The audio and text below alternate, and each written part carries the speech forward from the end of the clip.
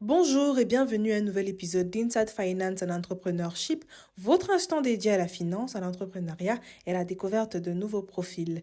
Aujourd'hui, nous sommes allés à la rencontre d'Henri Kamga, un homme à plusieurs casquettes et ce, dans plusieurs domaines. Il est également à la tête d'Iboga Group. Je ne vous dis pas plus, il est avec nous et c'est notre invité. Bonjour Henri. Bonjour Patricia. Alors, pouvez-vous nous raconter l'histoire derrière la création d'Iboga Group et comment votre parcours personnel vous a conduit à entreprendre dans la communication visuelle, la photographie et Bonjour Patricia, merci de me donner l'opportunité une fois de plus aujourd'hui de partager avec votre auditoire ma modeste expérience. Merci à l'initiative Inside Financial Africa et l'opportunité effectivement pour me donner de partager mon expérience est la bienvenue. Et naturellement, je vais vous faire part en fait de mon parcours, de la vision qui est derrière en fait ce qu'on peut constater aujourd'hui et surtout en fait le process par lequel on est arrivé à ce résultat. Voilà, comme je disais à l'entame de mon propos, je suis très honoré d'avoir été choisi par vous. Mon parcours il n'est pas très très compliqué. Je suis un pur produit camerounais de l'université de Yaoundé 1 et titulaire d'un master en arts plastiques et histoire de l'art dans les sciences humaines. Mais c'est pas ça qui a défini en fait ou qui a plus ou moins impacté ou influencé ma trajectoire d'entrepreneur. C'est juste un diplôme que j'ai eu parce que naturellement il fallait bien faire l'école et tout.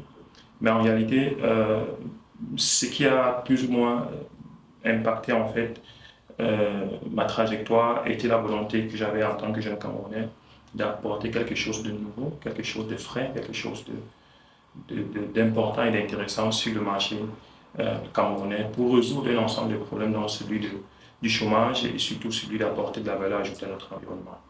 Bon, déjà, Iboga n'est pas que dans le BTP et la photographie. La photographie, ce n'est qu'un pan en fait de la production. Iboga, à la base, c'est une entreprise qui faisait dans tout ce qui est production audiovisuelle, à savoir la photographie entre autres, des courts-métrages, du cinéma et la publicité. Et dans son évolution, elle a développé d'autres départements qui sont aujourd'hui des entreprises à part entière et qui appartiennent à un grand groupe. Et ce groupe s'appelle Iboga. Nous avons Iboga Design et Construction, qui est une entreprise qui opère dans le secteur du bâtiment, de la construction et des travaux publics. Nous avons Iboga Film, qui fait dans la production. Nous avons déjà 3 courts-métrages et un moyen-métrage sur les plateformes et nous avons reçu les 4 prix pour notre film Rome, que vous pouvez voir en fait sur YouTube gratuitement. Nous avons Iboga Academy qui a vocation à transmettre du savoir que nous avons pu accumuler depuis ces 16 ans que l'entreprise existe. Et on a mis en place un mécanisme qui permet de transmettre ce savoir. Nous avons Iboga Digital, le monde est digitalisé aujourd'hui. On ne peut plus rien faire aujourd'hui sans intégrer tout ce qui est digital, donc avec la venue de l'IA. Donc nous avons un département qui excelle dans ce domaine-là. Nous avons Iboga Experience, qui est l'agence de communication qui est la plus connue et qui est celle qui a été le cheval de bataille en fait de notre aventure entrepreneuriale. Donc ça c'est juste pour planter le décor en ce qui concerne Iboga. Maintenant dans l'échange nous allons faire par la suite, je vais vous donner plus de détails sur les différents éléments ou les différentes entreprises qui sont nées par la suite envers Iboga. Et quelles ont été vos principales sources d'inspiration et de motivation tout au long de votre parcours en tant qu'entrepreneur? En tant qu'entrepreneur, j'ai été très inspiré déjà par ma mère. C'est une femme qui était très battante, c'est une femme qui a impacté énormément sur l'homme que je suis et par les valeurs qu'elle m'a inculquées. Et au niveau d'entreprise, Wolf Ocam, c'est quelqu'un qui m'inspire énormément. Il y a Dangote aussi, et maintenant Elon Musk, pour des raisons différentes. Elon Musk parce que c'est quelqu'un qui est très visionnaire, c'est quelqu'un qui n'a pas de limite. Dangote parce que c'est un Africain qui n'est pas complexé, qui réussit à apporter des solutions concrètes dans son environnement, qui réussit à impacter son continent de façon efficace. Paul Foucault, c'est un Camerounais, c'est un homme très averti, c'est un homme qui a du contenu, et c'est un homme qui a réalisé de très grandes choses. Bon, en ce qui concerne ces personnes-là, ce sont eux qui m'ont inspiré dans tout le jeu, mais sur le plan biologique, j'ai été quand même inspiré par d'autres penseurs qui ont exercé dans d'autres domaines, comme Thomas Sankara, qui, à son jeune âge, a réussi à faire des choses que beaucoup de chefs d'État aujourd'hui n'ont pas pu faire. Et il était jeune et il avait une vision. Il disait toujours consommons ce que nous produisons ce que nous consommons.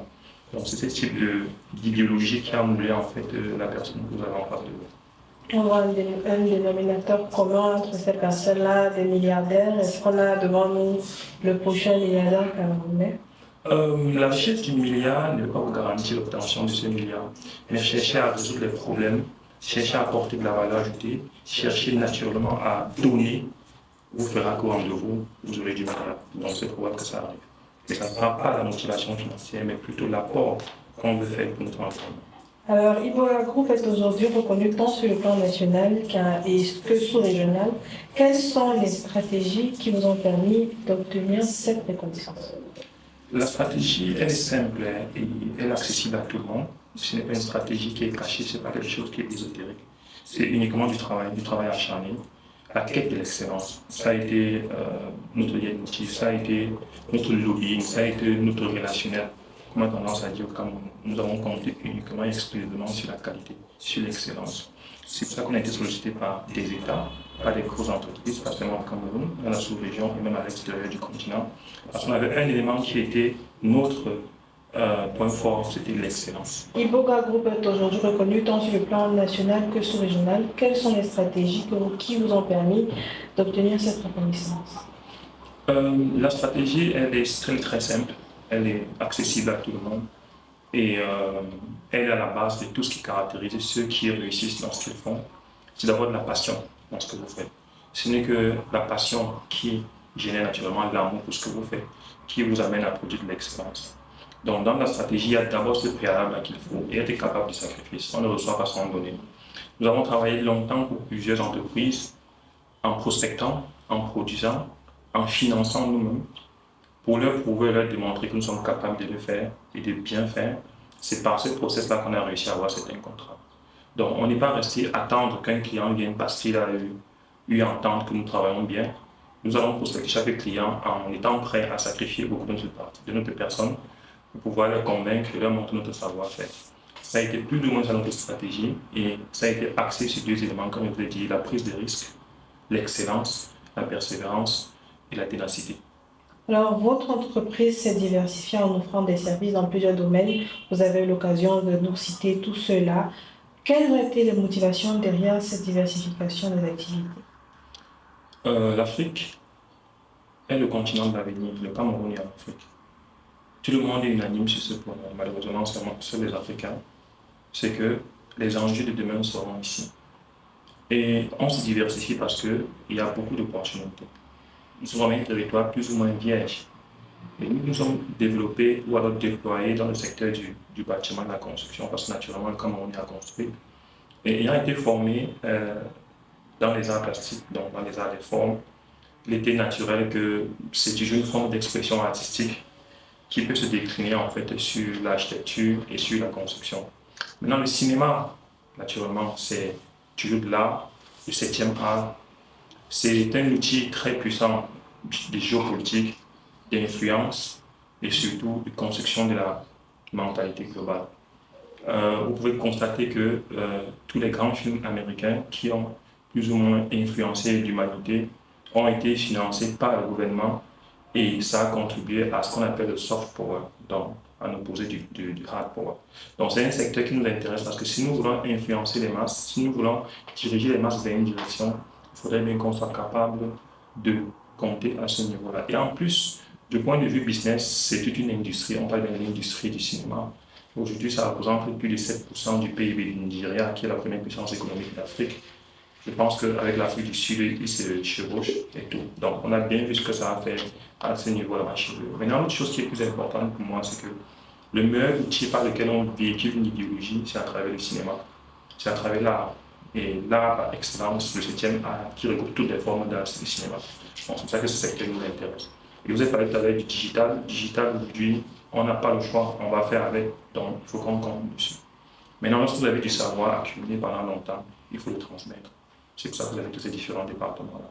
Nous sommes en train de travailler aujourd'hui en fait, sur une autre petite entreprise qui va s'occuper de ce qu'on appelle l'influence. Donc répertorier les influenceurs par catégorie, par positionnement et faire une sorte de matching avec les différents produits qui peuvent être mis en avant par leur audience et de voir comment on peut les mettre en contact avec les entreprises, toujours pour promouvoir des produits. Donc voilà plus ou moins les différents segments qui meuble en fait le groupe Iboga. Et quels sont donc les principaux défis que vous rencontrez dans la gestion de ces différentes activités? Le défi chez nous, ici, et vous allez sûrement vous rendre compte de ça chez tous les autres entrepreneurs, c'est la ressource humaine. La ressource humaine chez nous, ici, au-delà d'être certains, pas tous, pas bien formés, il y a une problématique de mentalité. La mentalité chez nous n'intègre pas la responsabilité dans l'entreprise. Et ça vous donne plus de travail parce que vous devez faire votre travail et faire le travail d'une tierce personne aussi. Et je pense que c'est dans l'imaginaire collectif qu'il y a ce déphasage-là entre la responsabilité de l'entreprise. Je l'appelle quoi la responsabilité de l'entreprise? C'est de savoir qu'on travaille dans une entreprise, c'est parce qu'on apporte un plus à l'entreprise qui permet à l'entreprise de générer des bénéfices, dont une dividende est redistribuée à toutes les composants de l'entreprise, dont toi l'employé. À partir du moment où l'employé va intégrer en fait ça de façon vraiment concrète, je pense que ça pourra être un défi de moins qu'on aura surmonté. Mais pour le moment, c'est très très complexe, c'est très difficile. Le contexte socio-économique aussi est pas un frein, mais un obstacle. Un obstacle, il est surmontable. Les défis qu'on a en Afrique sont très différents des défis qu'on peut retrouver dans d'autres pays. Mais chaque environnement, chaque situation, chaque environnement, comme je disais tantôt, aura toujours un défi qu'il faut surmonter. Donc, entre autres, ce que je viens de citer là. Mais en réalité, ce n'est pas un vrai frein. Ça ne peut pas être un prétexte pour ne pas entreprendre. Je pense que l'aventure entrepreneuriale, effectivement, a tout son sens.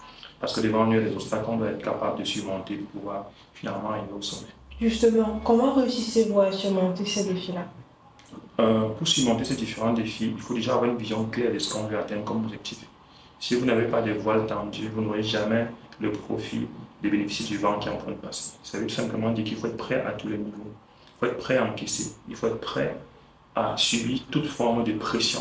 Ce sont ces différentes pressions-là qui sont une sorte de tri pour pouvoir finalement ressortir de tout ça ceux qui ont la capacité à pouvoir porter un projet aussi ambitieux qu'il soit.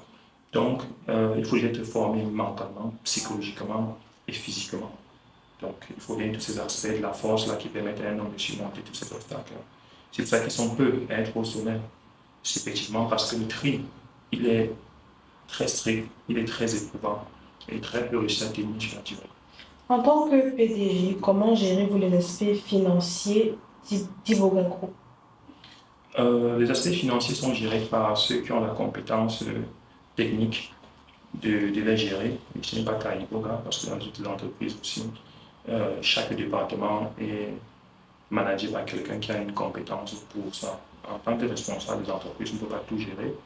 Donc, du coup, vous avez que des ressources humaines, naturellement, qui s'occupent de recruter des personnes, de les organiser pour être plus efficaces. Vous avez une direction financière avec des comptables et tout ce qui va avec. Donc, les finances, naturellement, sont gérées comme ça se doit. On m'envoie juste des rapports. Avec ces rapports-là, je comprends comment est-ce que les choses évoluent. S'il faut réajuster les stratégies, on fait des réunions, on travaille dessus. On voit si les finances pouvoir être investies dans le marketing, acheter des nouveaux matériels, acheter de nouvelles choses et tout. Tout ça est discuté ensemble pendant des réunions et par la suite, on implémente tout simplement. Donc, en embrayant sur ce que vous venez de dire, vous dites que vous recevez des rapports.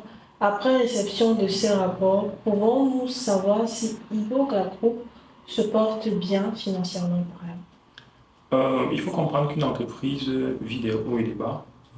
Se porter bien financièrement, je ne sais pas ce que ça signifie concrètement, parce que je peux vous dire que j'ai 10 000 dans le compte, mais l'entreprise vaut 1 milliard. Je peux vous dire que j'ai 100 millions dans le compte, l'entreprise ne vaut plus grand-chose.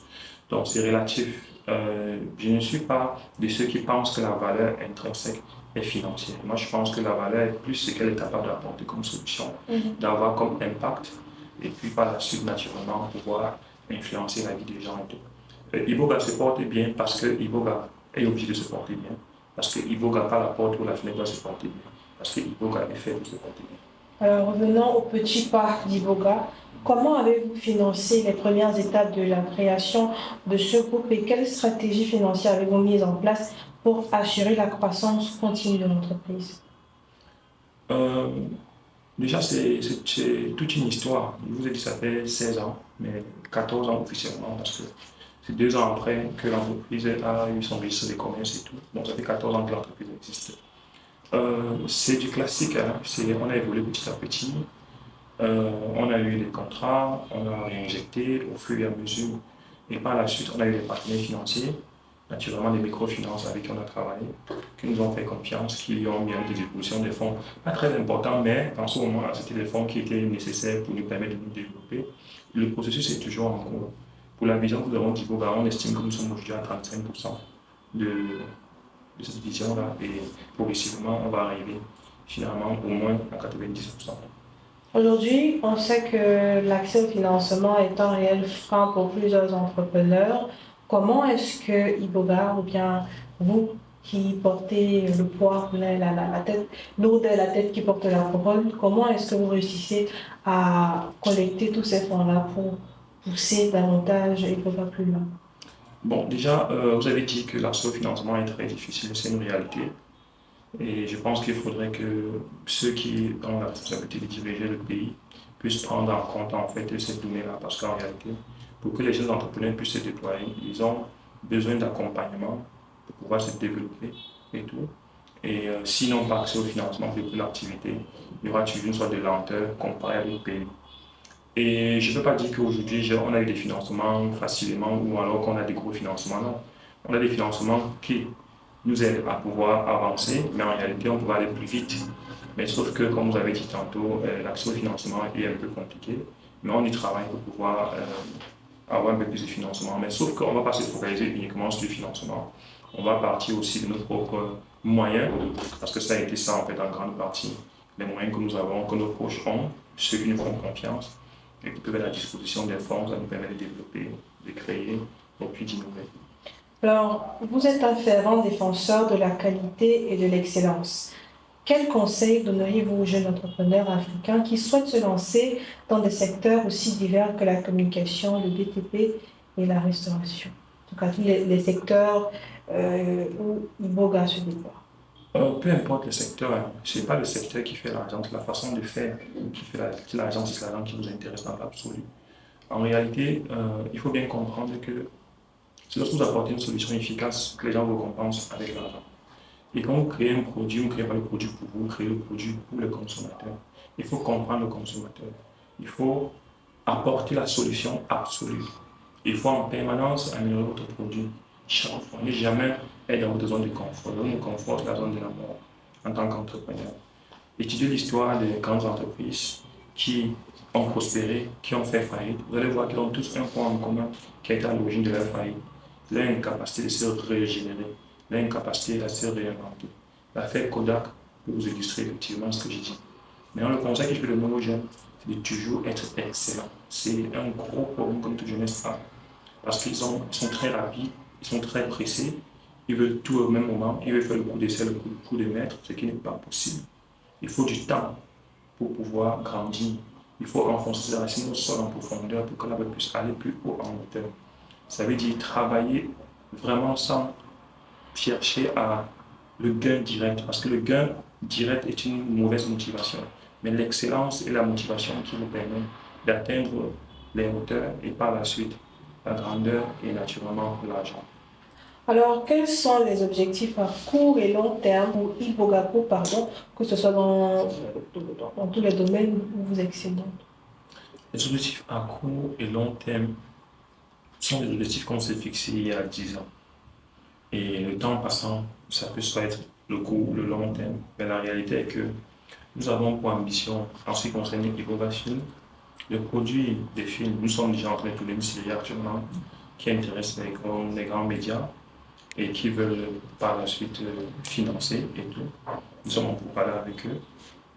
Ce qui était un de nos rêves et objectifs ultimes, de pouvoir produire un contenu de haute qualité qui puisse nous positionner comme les grosses autres entreprises de production qu'on peut retrouver au Nigeria, en Afrique du Sud et autres. Donc nous sommes en train de le réaliser actuellement. Et en ce qui concerne naturellement notre département, le challenge d'une entreprise, c'est toujours d'apporter le meilleur, c'est d'avoir les meilleurs clients, c'est d'être capable de satisfaire la demande et la satisfaction en fait, de l'entreprise qui peut se répertorier aussi sur ses finances. C'est surtout avant tout d'apporter des solutions aux entreprises, aux personnes. Parce que mon Iboga, en tant qu'entreprise et l'agence de communication, travaille beaucoup plus avec d'autres boîtes en fait, et c'est du B2B. Maintenant, en termes de produits B2C, c'est le cinéma Et à ce niveau-là, comme je vous ai dit, on a déjà produit 3 contenus.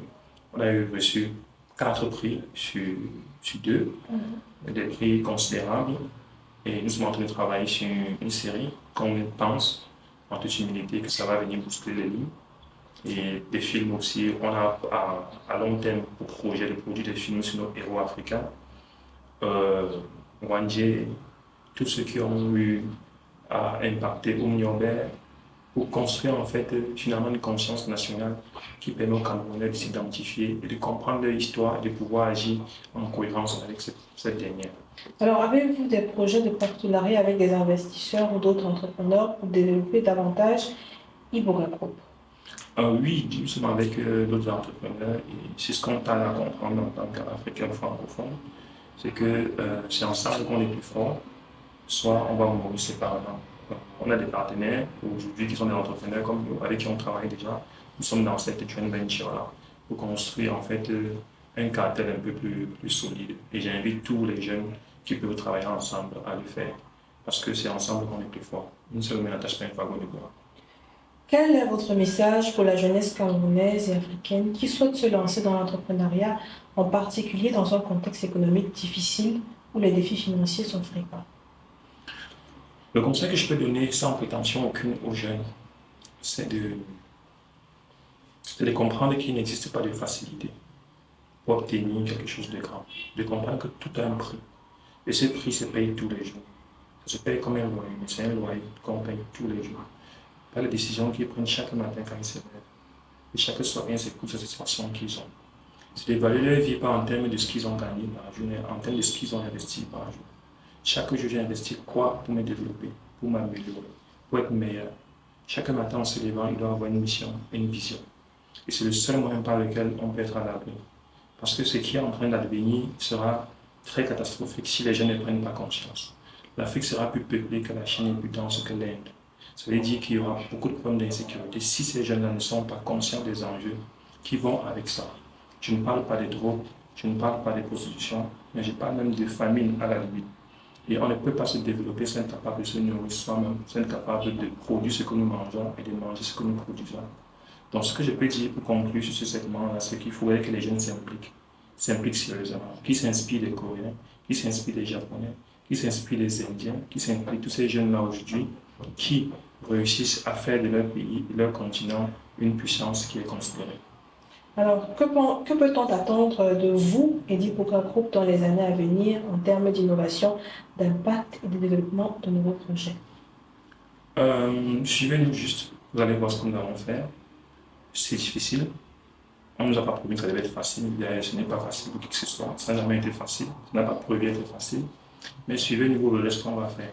Il y a beaucoup de surprises qui sont en train de venir. Nous sommes en train de nous investir dans l'ingénierie, dans la fabrication, dans la transformation de certains produits. Et d'ici peu, vous verrez ce que nous sommes en train de faire. Merci beaucoup d'avoir répondu à nos questions aujourd'hui. Merci.